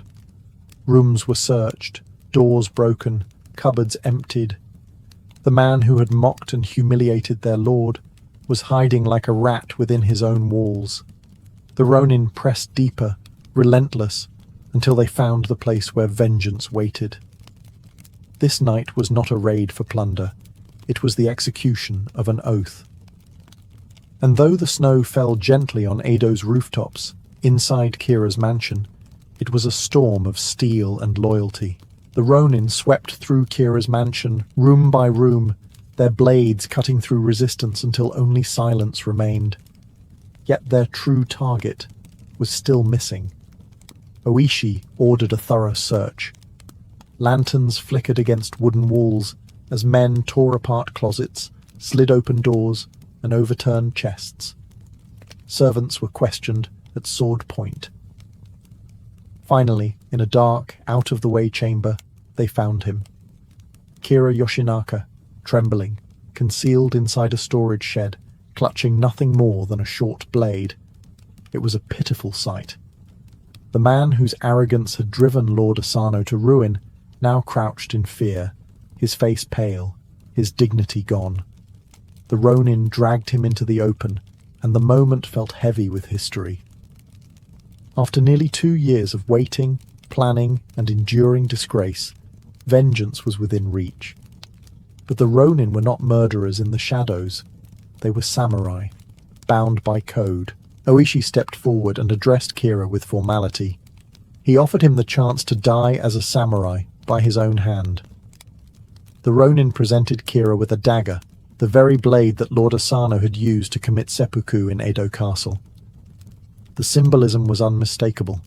The dishonored courtier would meet his end by the same steel that had taken the life of the man he had humiliated. But Kira faltered.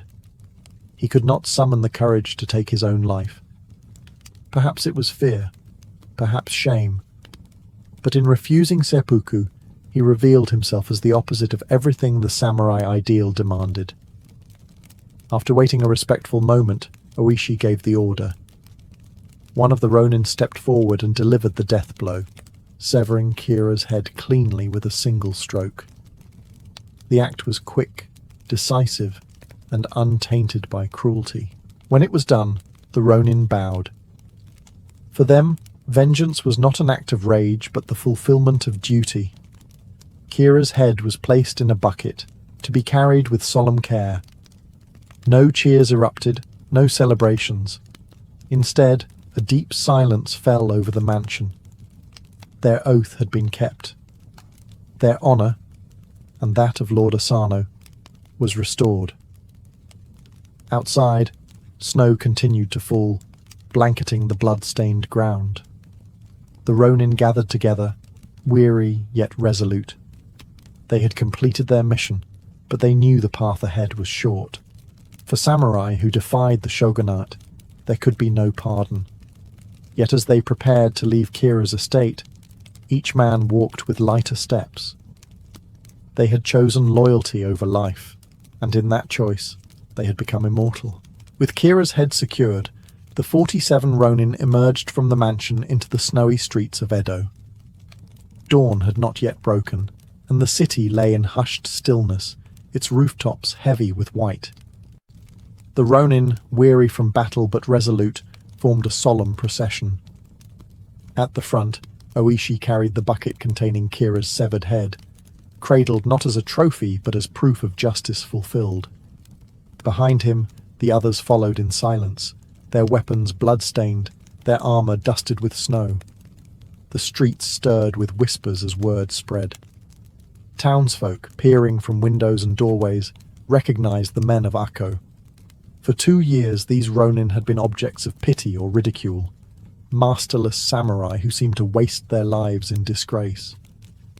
Now, seeing them march in order with their vengeance complete, people bowed in respect.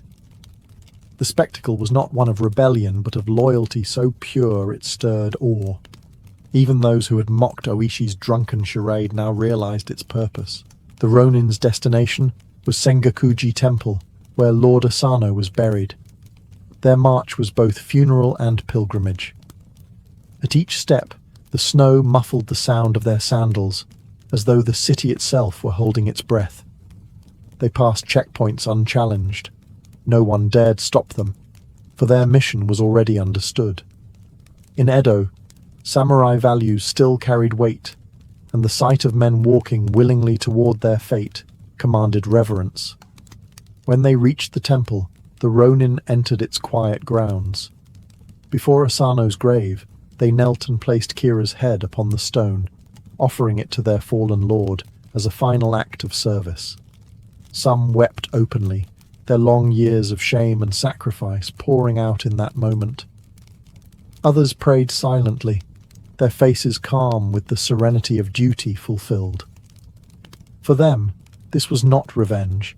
It was restitution, the balancing of a cosmic scale tilted by injustice. The monks of Sengakuji received them with solemnity, offering shelter within the temple walls. But the Ronin knew this was not the end. Word of their deed would soon reach the shogun, and judgment was inevitable. Still, they rested peacefully that night. They had not fled nor hidden their act. They had marched openly through Edo, announcing to all that their vengeance was just. By the next morning, their story had spread across the city like fire through dry grass. The Ronin had become more than men. They were the embodiment of loyalty, and their fate was now in the hands of the shogunate. The 47 Ronin did not flee after fulfilling their oath. Instead, they awaited the inevitable summons of the shogunate. To defy the law by killing Kira Yoshinaka was treason, but to abandon their lord's honor had been impossible. They had chosen the way of loyalty, knowing the price would be death. In Edo, debate flared across every class. Were these men criminals or heroes? The shogun, Tokugawa Tsunayoshi, faced a dilemma. On one hand, the Ronin had broken the shogunate's peace by committing an illegal vendetta. Allowing such an act to go unpunished might encourage other clans to take justice into their own hands. On the other, their loyalty embodied the very essence of the samurai code, Bushido, which the shogunate itself promoted as the moral backbone of society. Punish them harshly, and he risked turning martyrs into symbols greater than the law. After weeks of deliberation, the verdict was delivered. The Ronin would be permitted an honorable death. Rather than execution by disgraceful means, they were ordered to commit seppuku. This decision both upheld the law and recognized their loyalty. It was a compromise that satisfied no one completely, yet ensured their story would be remembered with dignity. On the appointed day, each Ronin prepared himself calmly. They dressed in white robes, the color of purity, and performed the ritual with the same discipline that had guided their mission. One after another, they opened their bellies, while their comrades stood ready to deliver the merciful final stroke. Even in death, they acted together, a brotherhood unbroken. The people of Edo mourned them. Crowds gathered at Sengakuji Temple, where the Ronin were buried alongside Lord Asano.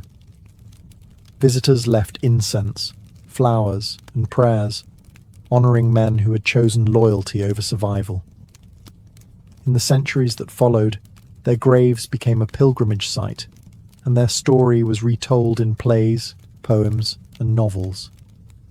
The tale of the 47 Ronin became not just a historical episode, but a moral legend, embodying the eternal struggle between law and honor. Their legacy endures because it forces a timeless question: is loyalty to one's lord greater than loyalty to the law? In choosing death over dishonor, the Ronin answered with their lives. More than 300 years later, their march through snowy Edo still echoes as one of the greatest stories of samurai devotion ever told. The story of Yoshiwara begins in the early 17th century, when the Tokugawa shogunate tightened its grip on Japan. Edo, the shogun's capital, had exploded into a bustling city of merchants, warriors, and travelers. With its swelling population came appetites for food, for theatre, for companionship. Pleasure was in demand, but unregulated indulgence carried dangers, disorder, disease, and unchecked crime. The government decided that desire, like everything else in Tokugawa Japan, needed to be contained, managed, and placed behind walls. In 1617, authorities granted official sanction to a licensed quarter devoted solely to entertainment and sex. It was built on marshy land outside Edo, reclaimed from swamps and rivers. The district was given the name Yoshiwara, Good Meadow, a name both ironic and poetic, hinting at a place where natural pleasure was cultivated under careful design. Surrounded by a moat and enclosed by high walls, Yoshiwara was literally a city within a city. There was only one gate. Once a man stepped through it, he entered a world where the rigid hierarchies of Edo life softened, if only for a night. The idea was both moral and practical. By confining brothels and courtesans to one location, the shogunate could monitor vice while profiting from it through taxes and regulations. Disorderly streets elsewhere in Edo were cleaned by pushing all illicit commerce into Yoshiwara, and within those walls, pleasure was not a crime, it was policy. Yet this containment also gave Yoshiwara an identity unlike anywhere else in Japan. It was a place where fantasy was staged, where reality was suspended, and where reputation, wealth, and longing collided under lantern light. From the beginning, Yoshiwara was more than a red light district. It was designed as an entertainment hub, where brothels stood beside tea houses, theatres, and shops. Its streets were laid out with an almost theatrical geometry, creating long processional avenues where courtesans could be displayed like living art. The district was not hidden in shame, it was showcased. Samurai, merchants, artisans, even poets and painters crossed its gate, seeking not just physical pleasure but immersion in a dream world. Thus, the birth of Yoshiwara was both an act of control and creation. By walling off vice, the shogunate had inadvertently built one of the most vibrant cultural centers of early modern Japan, a place where desire and artistry blended into a spectacle that would define Edo nightlife for centuries. Passing through the single grand gate of Yoshiwara was like stepping into another world. Outside, Edo followed the rigid order of Tokugawa law. Samurai at the top, merchants and artisans below, farmers bound to their land. Inside, hierarchy blurred, and wealth spoke louder than birth. A lowly merchant who bowed to samurai in the daytime could stroll into Yoshiwara at night, spend lavishly, and find himself seated beside men of higher rank. The walls of the district did more than enclose. They transformed. The city within was carefully planned. Broad avenues stretched in neat lines, designed for processions and display. At night, these streets glowed with hundreds of paper lanterns, their flickering light casting a warm haze on the wooden facades of brothels and tea houses. The most famous of these avenues was the Nakanocho, a wide main street where visitors paraded, courtesans appeared in formal procession, and the district itself became a stage. Even those who came with no money to spend could walk the streets, marvel at the colours, and catch glimpses of beauty behind latticed windows. The architecture itself announced Yoshiwara's purpose. Brothels were built with elegant facades, their upper floors screened with wooden latticework. Behind these slats, courtesans sat in view, dressed in brilliant silks, their faces painted white, their hair arranged in towering, elaborate styles. To the passerby, they were living ornaments, each a carefully arranged display of refinement and allure. Tea houses, meanwhile, buzzed with music, laughter, and the pouring of sake, offering spaces where deals were struck and poems recited. But Yoshiwara was more than its buildings. It was an atmosphere. The sounds of shamisen, the sharp crack of geta sandals on the wooden streets, the mingling of perfumes and incense filled the night air. It was said that even the air smelled different inside Yoshiwara, thick with excitement and anticipation. To enter was to step out of ordinary life and into a dream carefully crafted to intoxicate the senses. What made Yoshiwara unique was the way it mixed control with fantasy. Every movement was choreographed, every display curated, yet the effect was one of liberation. Visitors knew they were in an artificial world, but that was precisely the appeal. For a few hours, they were free from the weight of rank, duty, and the monotony of daily life. Yoshiwara was not just a place. It was an escape, a parallel city where desire shaped reality.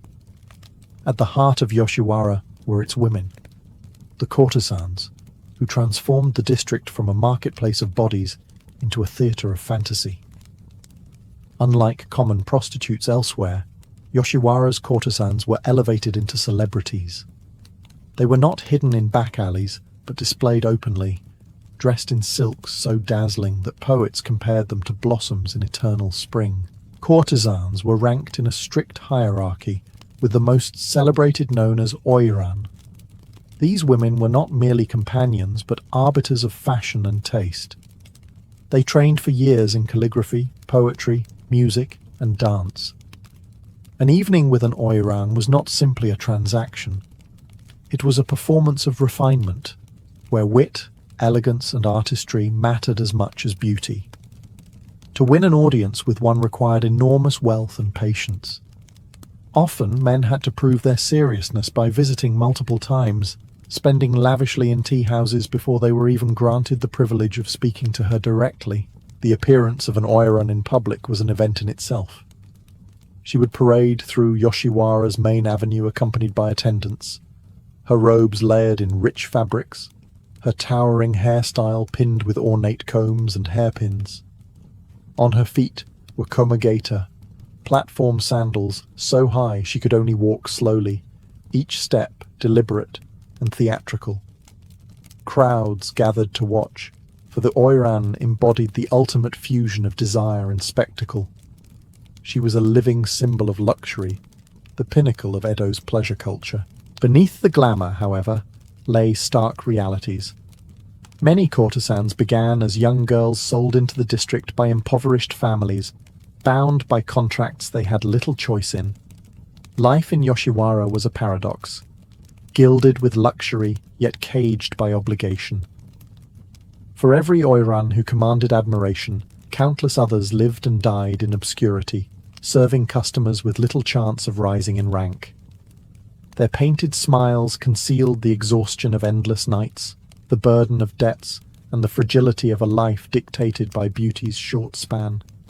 Yet within this paradox, courtesans carved out influence. They shaped trends in fashion and language, inspiring kabuki theatre and literature. Men of wealth and status vied for their attention, and poets immortalized them in verse. In a society that confined most women to domestic spheres, Yoshiwara's courtesans became public figures, simultaneously powerful and powerless, adored and exploited. They were the stars of Yoshiwara, and without them, the lantern-lit streets would have been little more than shadows. While the courtesans were the jewels of Yoshiwara, the district's life pulsed through its tea houses and theatres. These were not side attractions, but essential stages in the choreography of pleasure. They provided the setting where introductions were made, reputations polished, and nights of extravagance unfolded. Tea houses in Yoshiwara were unlike the quiet establishments elsewhere in Edo. Here, they were lively hubs, buzzing with music, conversation, and the constant pouring of sake. A guest's evening often began in one of these tea houses, where he was entertained by attendants, musicians, and sometimes lower-ranking courtesans. These spaces functioned as intermediaries. No man simply walked into a brothel and demanded an oiran. He had to establish himself first, often with the tea house acting as a broker. The more lavishly he spent in these early stages, the greater his chances of being recommended to a high-ranking courtesan. The atmosphere inside was intoxicating. Musicians played shamisen, dancers performed traditional routines, and witty banter flowed as freely as the sake. For samurai, merchants, and poets alike, this was more than indulgence. It was theatre. Men performed roles of sophistication and generosity, hoping to impress. To hold one's own in a Yoshiwara tea house meant demonstrating not just wealth, but cultural polish. The ability to compose a poem, appreciate a melody, or engage in clever wordplay. Alongside tea houses, theatres added another layer to the district's allure. Kabuki, once considered a rowdy form of entertainment, found a natural home in Yoshiwara's orbit. Its colourful costumes, exaggerated gestures, and dramatic plots mirrored the heightened realities of the pleasure district itself. Many kabuki plays were inspired by Yoshiwara life, turning courtesans and clients into archetypes on stage. In return, kabuki actors often mingled with Yoshiwara's clientele, blurring the line between performance and reality. The synergy between tea houses, courtesans, and theatres gave Yoshiwara its unique cultural depth. It was not only a place to purchase intimacy, but to participate in a wider spectacle of refinement. A night in Yoshiwara was an orchestration of senses: the taste of sake, The sound of shamisen strings, the sight of lantern-lit parades, the scent of incense wafting through crowded rooms. Every detail contributed to the illusion that within these walls one lived not an ordinary life, but a heightened, almost dreamlike existence. Yoshiwara thrived because it offered more than pleasure. It offered performance. And in this theatre of desire, everyone, from merchants to poets, became both spectator and actor. If courtesans were the stars of Yoshiwara, the patrons were its lifeblood. Every lantern that glowed and every shamisen that played was fueled by the silver and ambition of those who passed through the district's gate. What made Yoshiwara fascinating was not just who worked there, but who came seeking its pleasures. Men from every corner of Edo society, all temporarily equalized by desire and wealth. Merchants were the most frequent visitors. In the strict Tokugawa hierarchy, merchants occupied one of the lowest official classes, yet in reality they held vast financial power. Samurai might have status, but merchants controlled coin. Yoshiwara became the one place where their money could buy not just luxury, but status. Inside its walls, a wealthy merchant could command the attention of an oiran, dine in style, and be treated as if he were nobility. In this way, the district inverted Edo's rigid order, allowing the merchant class to flaunt influence denied to them outside. Samurai, meanwhile, entered Yoshiwara with a different aura. They were bound by duty, but many found themselves drawn to the pleasures within. Some came as patrons of high rank, displaying both authority and refinement by courting famous courtesans. Others, however, slipped in secretly, their visits disguised to avoid scrutiny from superiors. For samurai, Yoshiwara offered a paradox, a place where honor and discipline gave way to indulgence, yet also a stage where they could perform sophistication through poetry, music, and cultured conversation. Poets and artists were perhaps the most enchanted by Yoshiwara. The courtesans themselves inspired endless verse, paintings, and woodblock prints. Many artists lingered in tea-houses, not because they could afford the company of an oiran, but because they were captivated by the spectacle of beauty and performance. Haiku, love poems, and satirical songs poured from the pens of those who visited, turning Yoshiwara into both muse and marketplace of creativity. Even the shogunate officials and nobility could be counted among the visitors, though their presence was often discreet. Yoshiwara was, after all, a mirror of Edo itself, rigid by day, fluid by night. Here, social roles blurred under candlelight, and men performed versions of themselves they could never display in the rigid streets beyond the gate. Patrons sustained Yoshiwara not just with their money, but with their longing to escape. The district was a theatre, and every man who entered became both audience and actor in its shimmering play of desire. Yoshiwara was more than a district of pleasure. It was a cultural engine that shaped the entire aesthetic of Edo. The term ukiyo, meaning floating world, was born here, a philosophy of living in the moment, savoring beauty, and accepting life's fleeting nature. Within Yoshiwara's walls, fashion and art weren't side notes. They were the heartbeat of this world of ephemerality. Courtesans, especially the famed oiran, were trendsetters.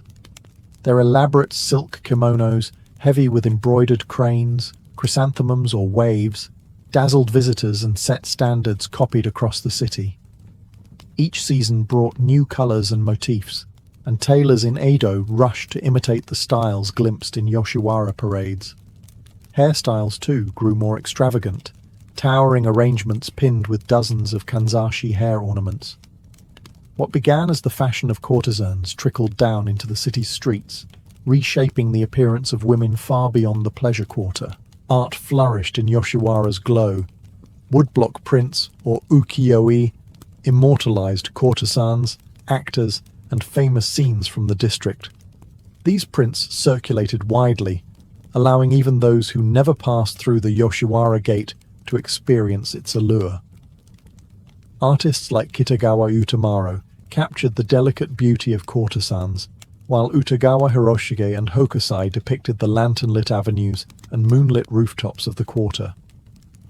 Through their works, Yoshiwara's pleasures became both fantasy and commodity, spreading across Japan like souvenirs of desire. Theatre, especially kabuki, fed from this same well. Plots often mirrored the intrigues and romances of Yoshiwara, while actors borrowed the flamboyant styles of courtesans. In turn, courtesans styled themselves after kabuki stars, creating a feedback loop of performance and imitation. Audiences flocked to plays that dramatized the life of the district, turning Yoshiwara into both muse and mirror. Even poetry and literature found fertile ground here. Samurai and merchants alike composed verses inspired by their nights in the floating world, blending longing with melancholy. To write of Yoshiwara was to write of fleeting beauty, of cherry blossoms that fall even as they bloom. In this way, Yoshiwara was not just a marketplace of bodies, but of ideas. Its fashions dictated trends, its art filled homes across the city, and its ethos of living for the moment, of savoring life's fleeting joys, defined an entire cultural era. The floating world was a dream, but one that left very real imprints on Japanese art, literature, and style. To the outsider strolling Yoshiwara's lantern-lit streets, the district appeared as a dazzling carnival of freedom. Men could mingle across class lines, courtesans appeared to command attention like queens, and the atmosphere promised escape from the rigid order of Tokugawa society. Yet beneath the shimmer, Yoshiwara was not liberation. It was confinement wrapped in silk. The women at the center of the spectacle often had little choice in their fate.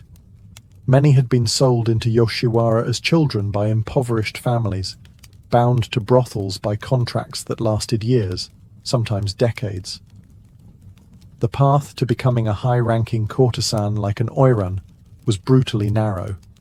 Most girls labored at lower ranks, their lives consumed by long nights, demanding patrons and crushing debts. To outsiders, they appeared as icons of glamour. To themselves, they were trapped within a gilded cage. Even the oiran, admired as cultural leaders and arbiters of taste, lived within strict boundaries. Their every movement was choreographed, from the way they walked in processions to the way they conversed with clients. The appearance of choice was itself part of the performance. Men believed they were pursuing the courtesan, proving their worth through repeated visits and lavish spending. In reality, the courtesan's freedom to accept or reject was tightly managed by the brothel's interests. What seemed like agency was often strategy, designed to maximize profit while keeping the illusion alive. The illusion extended to the patrons as well. A merchant might feel like a lord for the night, basking in the attentions of courtesans, but once he stepped back through the gate, the strict social hierarchy of Edo awaited him. Samurai, who let themselves relax within Yoshiwara's walls, returned to the rigid codes of duty and obedience outside. Yoshiwara's promise of freedom was temporary, a dream one rented with coin, but never truly owned. Yet perhaps that fleeting quality was its greatest power. The district thrived because it offered the fantasy of liberation, even if only for a few hours. The courtesan's smiles, the music of shamisen, the poetry exchanged in candlelight, all created a space where both men and women could pretend, if only briefly, that they lived in a world unbound by duty and rank. Yoshiwara's brilliance lay not in offering real freedom, but in selling its illusion so convincingly that people returned again and again, willingly stepping into the cage for another taste of the dream. If Yoshiwara was a dream world, it was one forever haunted by fire. Edo was a city of wood and paper, and Yoshiwara, with its dense rows of brothels and lantern-lit streets, was especially vulnerable. Time and again, flames swept through the district, reducing its shimmering facades to smouldering ash. Each time, the courtesans and patrons scattered in panic, only for the district to be rebuilt and reborn, as though pleasure itself was indestructible. The most devastating of these disasters came in 1657 with the Great Meireki Fire, which consumed much of Edo. Yoshiwara was utterly destroyed. In its ashes, authorities saw an opportunity. Rather than abandoning the district, they relocated it farther from Edo's center onto reclaimed marshland north of Asakusa. This new Yoshiwara became even more elaborate, with wider avenues, deeper moats, and grander brothels. What fire had consumed, spectacle replaced. The district's rebirth only added to its mystique. It seemed nothing could extinguish the floating world. Yet with each rebuilding came change. By the 18th century, Yoshiwara reached its golden age, drawing samurai, merchants, artists, and poets in a constant stream. But prosperity also brought decline. The romantic aura of the oiran began to wane as the culture shifted. Courtesans of the highest rank required enormous investments of time and wealth, and many patrons sought quicker pleasures with lower-ranking women. Kabuki actors and geisha, offering entertainment outside Yoshiwara's gates, competed for attention. The monopoly of desire once held firmly behind Yoshiwara's walls began to fray. By the 19th century, Yoshiwara's image had shifted again. Fires still ravaged its streets, but rebuilding no longer restored its full brilliance. The rise of new forms of entertainment, tea house geisha, theatre culture, even the beginnings of Western influence, drew people elsewhere. The oiran, once unrivaled icons of fashion, were increasingly seen as relics of an older era. The very system that had elevated them, rigid hierarchy, long rituals and costly contracts, made them less adaptable than the emerging geisha, who offered intimacy and artistry in more flexible, accessible ways. Still, decline did not mean disappearance. Yoshiwara remained a landmark of Edo life, woven into the city's identity. Its fires and rebuildings mirrored the fleeting nature of the floating world itself. Everything beautiful was destined to vanish, only to return in another form. In this cycle of destruction and renewal, Yoshiwara embodied both the resilience and impermanence of pleasure. Though the Yoshiwara Pleasure District eventually declined, its cultural imprint has never faded. By the late 19th century, with Japan opening to the west and Edo transformed into Tokyo, the old floating world began to unravel. Western fashions and entertainments competed with traditional forms, and the Meiji government viewed licensed prostitution with increasing unease.